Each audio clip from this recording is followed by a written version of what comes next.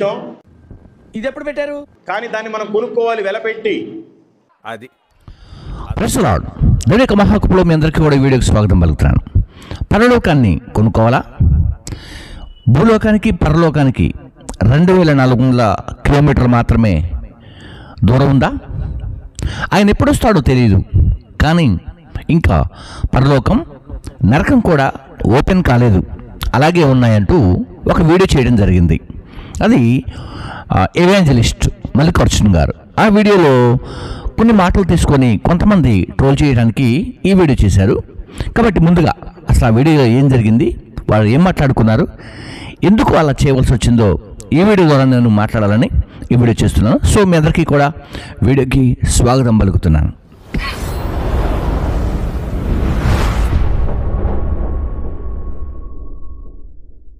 Right, welcome. మంచిది గమనిద్దాం దేవుని బిడ్డలారా, దేవుని పిల్లలారా.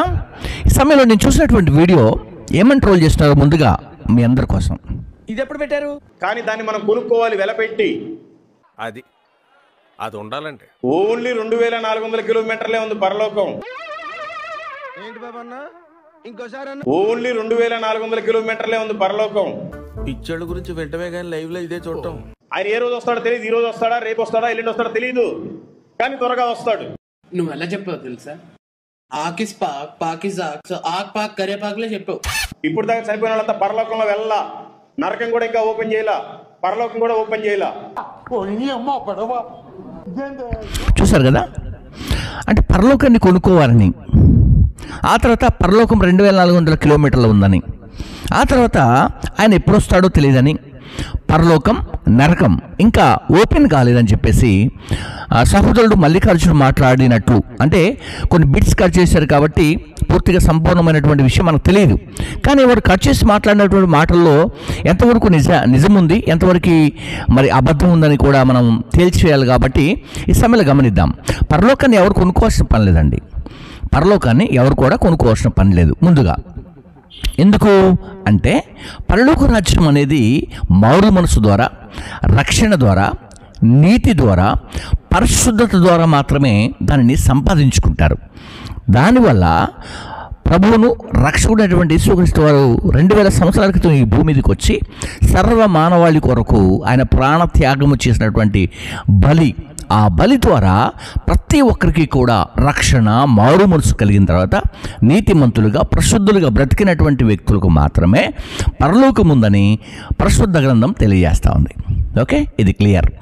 రెండో విషయం ఏంటంటే, ఇక 2400 కిలోమీటర్ దూరం అనేది ఇది చెప్పటానికి వీల్లేదు, ఉండటానికి కూడా వీలు లేదు. బైబిల్ అలా స్పష్టంగా మాత్రము ఎక్కడ కూడా అది అలా మాట్లాడలేదు. ఒకవేళ బ్రదర్ మాట్లాడినటువంటి మాటలు ఎక్కడి నుంచి తీసుకుని ఉంటారంటే ప్రకటన గ్రంథం 21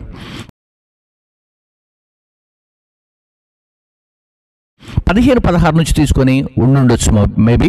కానీ ఆ కొలతలు దూరం కాదు, అది పరలోకం యొక్క కొలతలు, అంటే పరలోకం యొక్క సైజు యొక్క కొలతలు మాత్రమే.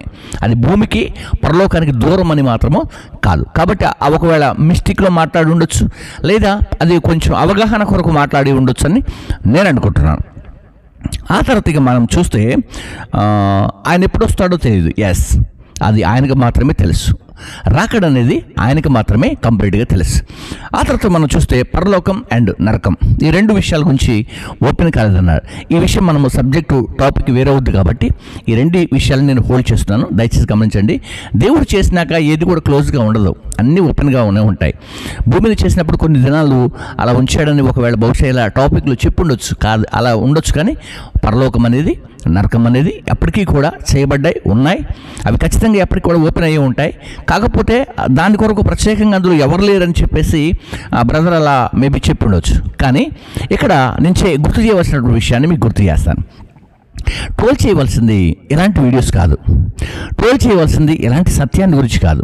మీరు ట్రోల్ చేయాలి అనుకుంటే మన ప్రపంచంలో అనేకమైన సంగతులు ఉన్నాయి, ఈ భూలోకంలో అనేకమైన సంగతులు జరుగుతున్నాయి. నిజంగా ఒక పాపమును గురించి ట్రోల్ చేయండి, ఒక శాపమును గురించి ట్రోల్ చేయండి, ఒక వ్యక్తికి ఉద్యోగం లేదు ఆ వ్యక్తిని గురించి ట్రోల్ చేయండి, ఒక వ్యక్తికి అన్యాయం జరుగుతుంది దాని మీద ట్రోల్ చేయండి. అంతేకాదు కొన్ని సమాచారాలు మనం చూస్తున్నప్పుడు చాలా ఇబ్బందులు కలుగుతున్నాయి. ఒక సహోదరుడు ఒక వీడియో చేశాడు, నేను దాన్ని చూడగా చూడగలిగాను. అది నాకు పెట్టాడు, చూశాను నేను, నా గ్రూప్లోకి షేర్ అయింది. ఒకసారి నేను మీకు ఆ వీడియో చూపిస్తాను. కింద ప్లే అవుతున్న వీడియో చూడండి. ఈ ముండా కొడుకు ఒక పసిగుడ్డుని కిందేసి తొక్కుతా ఉన్నాడు. అట్లా తొక్కితే ఆ బిడ్డకున్న రోగాలు పోతాయంట. ఇంకో ముండా కొడుకు ఒక ఆడబిడ్డని కుక్కం కొట్టినట్టు కొడతా ఉన్నాడు. అట్లా కొడితే ఆ బిడ్డకున్న రోగాలు తగ్గుతాయట. అరే ఈ మాత్రం దానికి డాక్టర్లు ఎందుకు, సైంటిస్టులు ఎందుకు, పరిశోధనలు ఎందుకు, మెడిసిన్ ఎందుకు, మెడిసిన్ ఇండస్ట్రీ ఎందుకు? 78 ఏళ్ల భారతదేశ స్వతంత్రంలో ఇంకా కులాల పేరుతో, ఆచారాల పేరుతో ఇట్లా అరాచకాలు చేస్తూ ఉంటే ఇంకా దేనికి?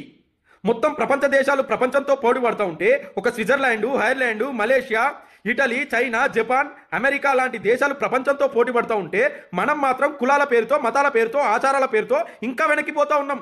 తప్పు మనది కాదు మిత్రమా, మనల్ని పాలిస్తున్నటువంటి రాజకీయ నాయకులది. ఎందుకంటే ఈ ముండా కొడుకులే స్వామీజీల దగ్గరికి పోయి సాగిళ్ళబడి వాళ్ళ కాలు మొక్కి కాలు గడిగి ఆ నీళ్లు నెత్తిన తలుక్కుంటారు. అరే దేనికిరా ఇంకా భారతదేశం ఇంకా అరాచకంలో ఇంకా వెనక్కిపోతా ఉంది అని గమనిస్తూ ఉంటే ఇది కారణం.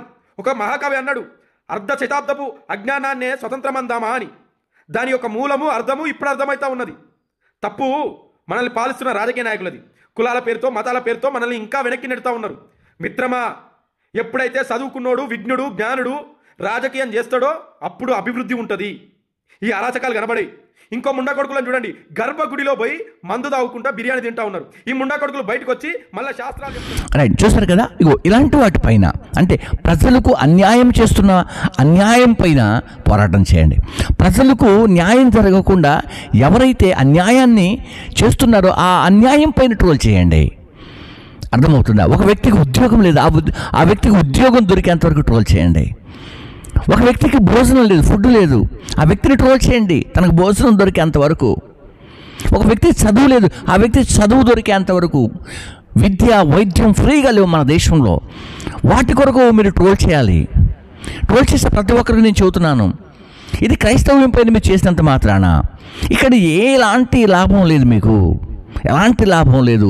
ఇందును బట్టి కొంతమంది సంతోషిస్తూ ఉంటారు, కొంతమంది నవ్వుతూ ఉంటారు, కొంతమంది ఆ సమయంలో మాట్లాడుకుంటారు, తర్వాత విడిచిపెడతారు. బట్ దీనివల్ల వచ్చే బెనిఫిట్స్ ఏమీ ఉండవు.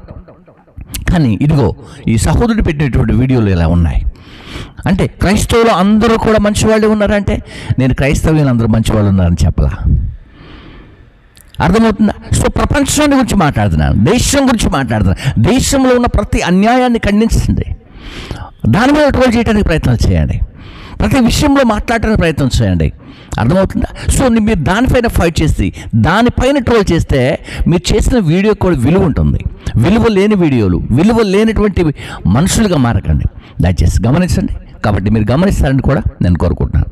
కాబట్టి ఈ సమయంలో మరి ఈ వీడియోని ట్రోల్ చేసిన సహోదరుడికి కూడా నేను శుభాలు తెలియజేస్తాను. అంతేకాకుండా సెకండ్ వీడియోలో కూడా తను చాలా ఇబ్బందికరంగా మాట్లాడాడు. అందరం బట్టి కూడా నేను ప్రభువు స్తుతిస్తున్నాను, ఆ సహోదరుని నేను అభినందిస్తున్నాను. మరి ప్రాముఖ్యంగా ఎవాంజలిస్ట్ మల్లికార్జున గారు అనేక ప్రాంతాలు, అనేక రాష్ట్రాలు తిరుగుతూ వారు పరిచయం చేస్తున్నారు, సేవా పరిచయం చేస్తున్నారు. వారి పరిచయంలో ఇలాంటివి చాలా వస్తూ ఉన్నాయి. నేను ఇప్పటివరకు చాలా చూశాను, అయినప్పటికీ కూడా స్పందించలేదు. ఈ వీడియోని కొంచెం క్లారిటీ ఇస్తే మరొకరికి అవకాశం ఉండదని చెప్పేసి ఈ వీడియో చేశాను. కాబట్టి వారికి కూడా ప్రైజ్ రాడు. మరి అంతేకాకుండా ఇప్పటివరకు ఈ వీడియోని వీక్షించిన మీ అందరికీ కూడా ప్రభువును రక్షకుడైన యేసుక్రీస్తు శ్రేష్టమైన శుభాలు తెలియజేస్తూ ఇలా మాట్లాడుతున్నాను. గాడ్ బ్లెస్ యూ అందరికీ కూడా.